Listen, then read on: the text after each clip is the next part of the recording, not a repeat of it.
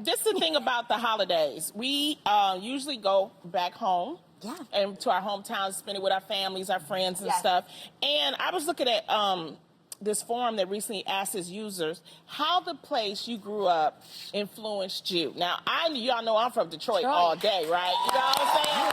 But I want to ask you ladies, how do you think your hometown has influenced you? Oh my God.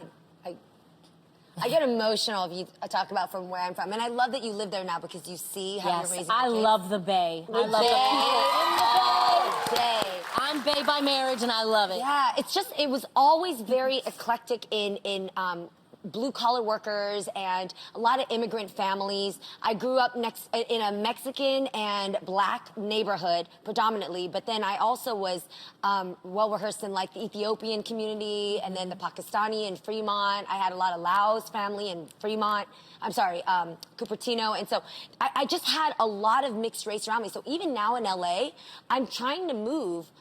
I don't know what this sounds like, but I don't want to move in an area that has only one race. So like Venice is by the beach, but like there's hella white people and it's all white and I'm just not used to that. And So then you want to be diverse. Yeah, and then there's areas where it's all Asians. I want to be in a mixed area, so I'm very thankful to live in California because the Bay really gave me that sense of culture to be anywhere.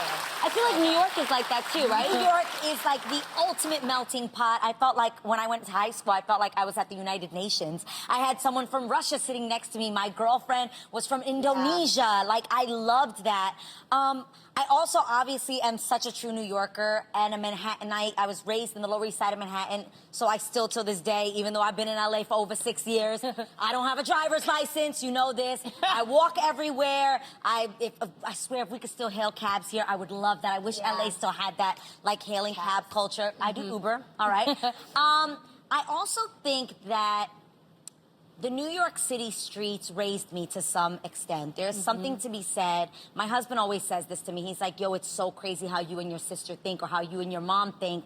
And I may not be book smart, but I am absolutely street smart, and I'm very aware of my surroundings. I think that comes from being on the trains at a very young age. And you're just taught to have like a defense mechanism, but I'm always very alert. The other thing is, I think the streets also taught me how to trust my gut and my instinct. I like to say that I have a sixth sense of like what's real and what's fake. Like, I think when you grow up in a city that hustles all day, I'm like, ooh, I can spot a hustler from a mile away. You can't run game on me like that. Like, I normally am able to recognize that. I love our slang. I love that I still have my New York accent. I love that. Love your accent. So if I hang out with my mom too long, I'll be like, I need some coffee. I'm gonna make a phone call. Like, garbage, it's out of control. And I love that when you travel around the world,